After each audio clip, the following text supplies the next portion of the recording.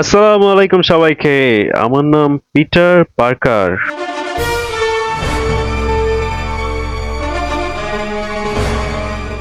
সব নাম বাদেও আমাকে মানুষ আরেকটা নামে চিনে, সেটা হলো স্পাইডার ম্যান। আর আরেকটা সিক্রেট হলো আমি সালমান ভাইয়ের মনে মনে বিশাল বড় ফ্যান। এবার আপনাদের আসল কথা বলি, আমি পুরো পৃথিবী ঘুরে ফেলছি, কিন্তু বাংলাদেশের মতো বেজ্জতি আমি অন্য কোনো দেশেই হই নাই। এই দুঃখের কাহিনীগুলোই আজকে বলছি।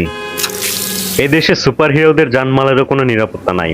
ওই দিন উড়ে উড়ে যাইতেছিলাম, হঠাৎ করেই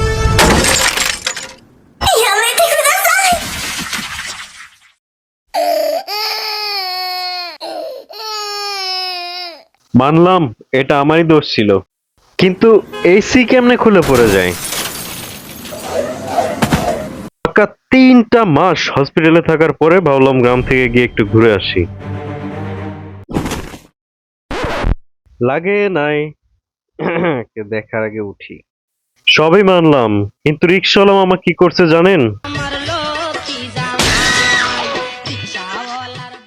এটা তো কিচ্ছুই না, কিন্তু আমার আসল ব্যথা লাগছে যখন একটা নার্স আমাকে জিজ্ঞাসা করলো, ভাইয়া কোথায় ব্যথা পাইছেন?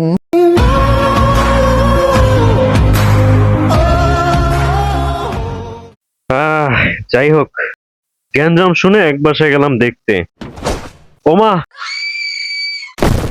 ভুল বাসায় উকি দিছি। যাই হোক, এইসব বিষয় নিয়ে ভাবতে ভাবতে দেখি ওই রিক্সাটাই আমার সামনে দিয়ে যাচ্ছে। সাথে সাথে আমার মধ্যে প্রতিশোধের আগুন জ্বলে উঠলো।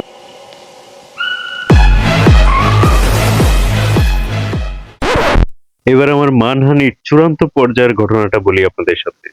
দুর্ধর্ষ ছিনতাইকারী ধরতে আমি গেলাম মোহাম্মদপুর। গিয়ে দেখি ব্যাটম্যানও আছে ওইখানে। আরে ব্যাটম্যান নাকি?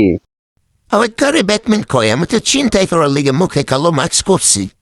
আঙ্কেল দেখেন তো কাগজে কি লেখা। কিরে ভাই, টাকা পয়সা পাসনে তো কি হয়েছে? জামা কাপড় খুলে নিয়ে যাবি?